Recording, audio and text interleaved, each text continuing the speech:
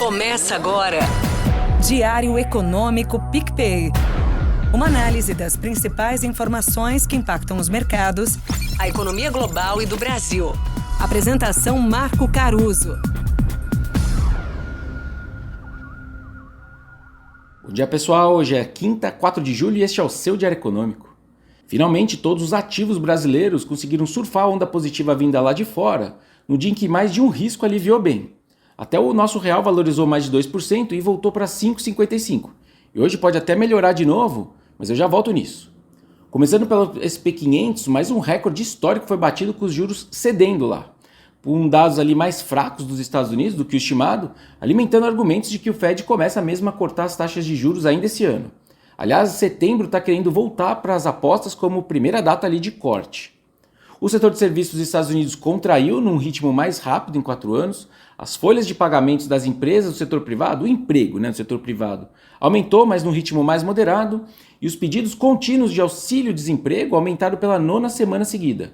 Ou seja, a atividade americana mais fraca, o que não é ruim nesse momento para os mercados, pela via dos juros mais baixos. Isso tudo numa sessão que foi encurtada pelo Dia da Independência dos Estados Unidos, que é hoje. Fora isso, a ata da última reunião do Fed, que saiu ontem, pareceu de fato de um comitê mais inclinado a afrouxar a política monetária, comparado com os documentos lá do dia da decisão mesmo.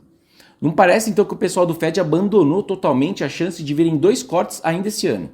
Eles citam inclusive uma vasta maioria dos diretores vendo o crescimento arrefecendo gradualmente e destacando um modesto progresso adicional da inflação indo para a meta. Mas alguns aspectos políticos parece que querem ajudar também. Primeiro, na França, algumas pesquisas para a eleição desse final de semana apontam que a extrema-direita não conseguiria ganhar a maioria absoluta. O copo meio vazio dessa notícia é que um parlamento sem maioria também pode empurrar a França para um período de turbulência por não conseguir formar um governo. Nos Estados Unidos, a pressão sobre o Joe Biden para sair da corrida presidencial ficou mais forte, com um texto do New York Times dizendo que ele teria de fato admitido por um aliado importante que ele poderia ter que abandonar a candidatura se ele não conseguir reverter a opinião pública nos próximos dias. A Casa Branca e a campanha democrata negaram rapidamente isso, mas fica aí a fumaça.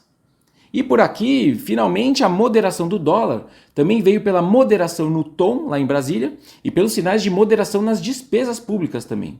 Disse o presidente Lula que, abre aspas, responsabilidade fiscal não é uma palavra, é um compromisso. E o mais importante foi a fala do ministro Haddad depois da reunião que ele teve com o presidente ontem à noite. Além de repetir essa frase, ele prometeu preservar o arcabouço a todo custo, nas palavras dele, citando também contingenciamento e algum bloqueio de despesas. E ele também fala de 26 bilhões de despesas que vão ser cortadas, só que agora olhando lá para 2025. Para esse ano, a ordem de grandeza das despesas bloqueadas e contingenciadas vai ser decidida daqui até o dia 22 desse mês, quando o governo tem que revisar as receitas e despesas. O mercado deveria então seguir melhorando, ainda que ontem já tenha andado bem e faltem esses detalhes. Mas enfim, mais uma vez, o maçarico do dólar foi bem didático. Desvalorização cambial no Brasil, ela ensina mais economia do que este humilde podcast. Para o dia, 2 destaques. Tem coletiva às 10 horas no plenário da nossa Câmara para apresentar parte do texto da reforma tributária. E aí, segundo eles, lá a votação poderia ficar para quarta, quinta-feira da outra semana. E lá fora, o Reino Unido vai às urnas escolher qual partido vai formar o próximo governo. Eles votam até às 22 horas deles, que dá umas 18 horas nossas aqui. Quando sai uma pesquisa de boca de urna, a gente já tem uma boa noção do que vai sair de lá. Os resultados mesmo só saem amanhã de manhã. Os trabalhistas têm algo perto de 40% de intenção de voto hoje, contra 20% dos conservadores. Eles ainda iam precisar negociar para formar uma coalizão, porque você não tem maioria absoluta, mas seria uma das piores derrotas dos conservadores em toda a sua história. Por hoje é isso, bom dia, bons negócios e sorte sempre!